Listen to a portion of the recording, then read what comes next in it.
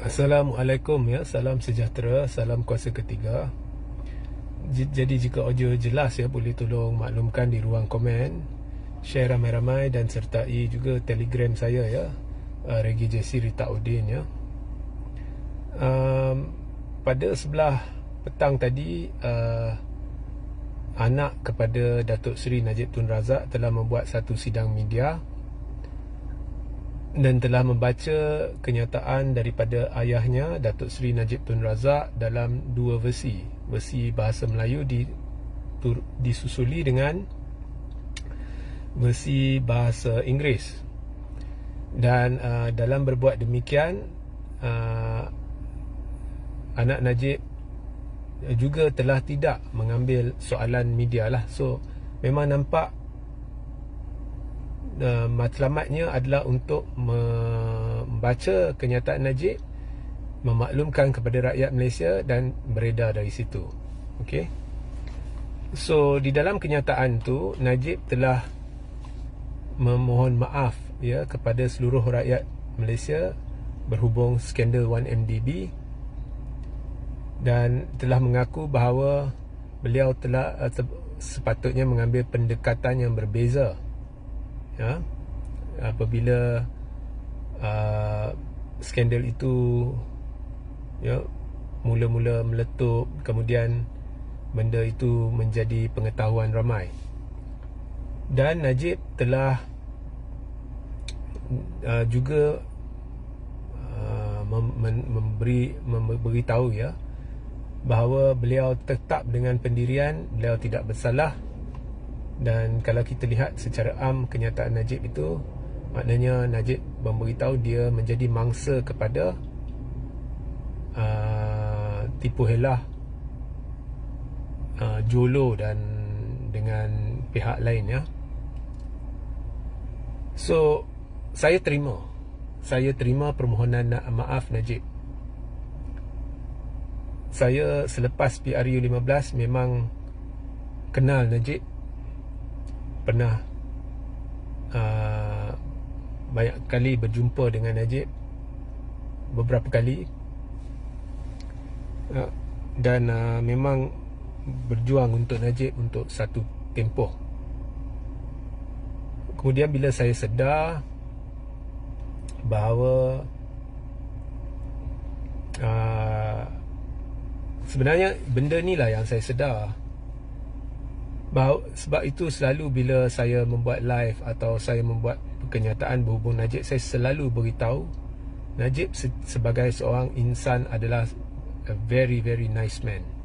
Masalahnya dia terpaksa cover untuk orang lain. Okay.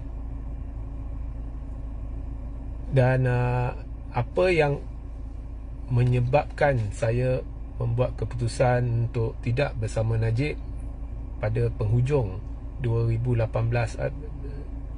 bukan penghujung lah, lebih kurang ialah bulan September, lebih kurang macam tu lah, ialah apabila saya sedar bahawa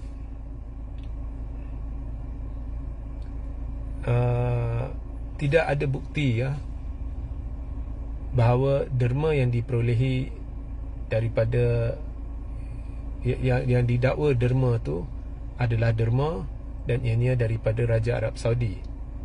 Saya sedar menerusi perbualan saya dengan Najib, dengan Rosmah juga. Ada seketika tu saya macam dapat tangkap bahawa ini hanya anggapan. It's all an assumption. Dan start dari situ saya mula teliti lebih lanjut dan saya dapati something is wrong lah. Okay. Bukannya saya sangsi kepada Najib bahawa dia cuba seleweng 2.6 bilion itu, tetapi saya rasa macam dia pun dah sedar something is wrong. Dia dah sedar dah, tetapi dia maintain benda tu. Saya rasa tak patut lah. Dia patut mengaku je dia dah kena getah. Mengaku je.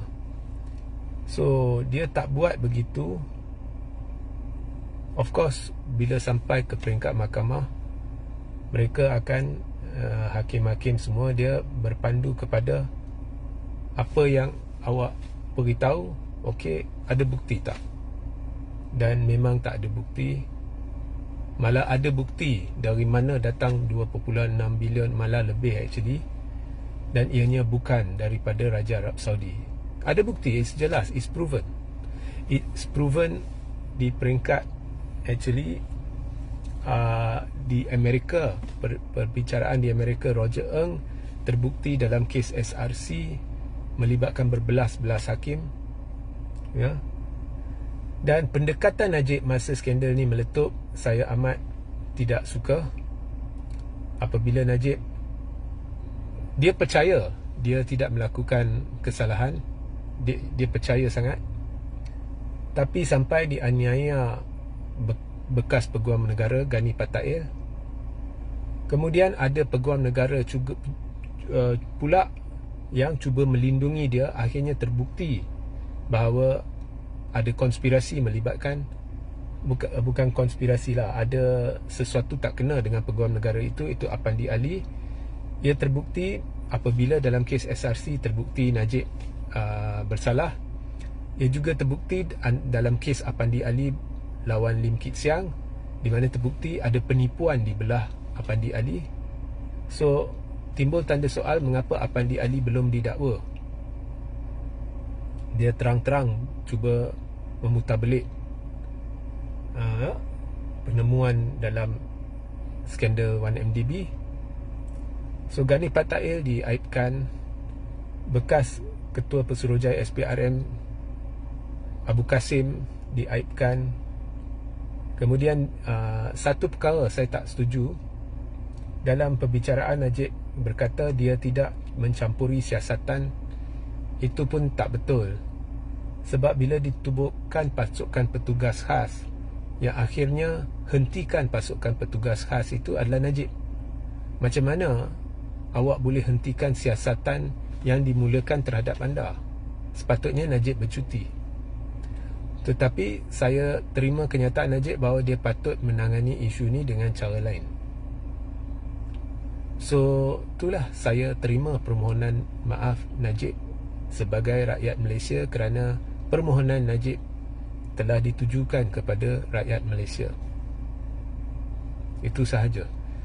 Okey, bagi mereka yang bertanya kepada saya, ada satu soalan yang amat menarik.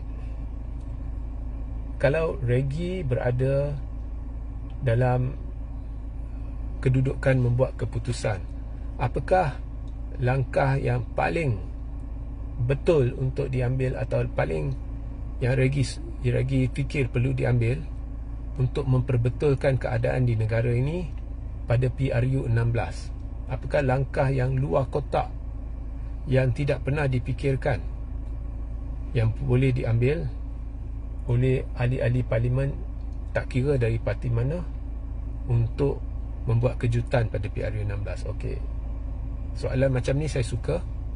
Saya akan buat live berasingan lepas pukul 12 untuk jawab soalan ni, ya. So sehingga kita berjumpa nanti, Assalamualaikum, salam sejahtera, salam kuasa ketiga.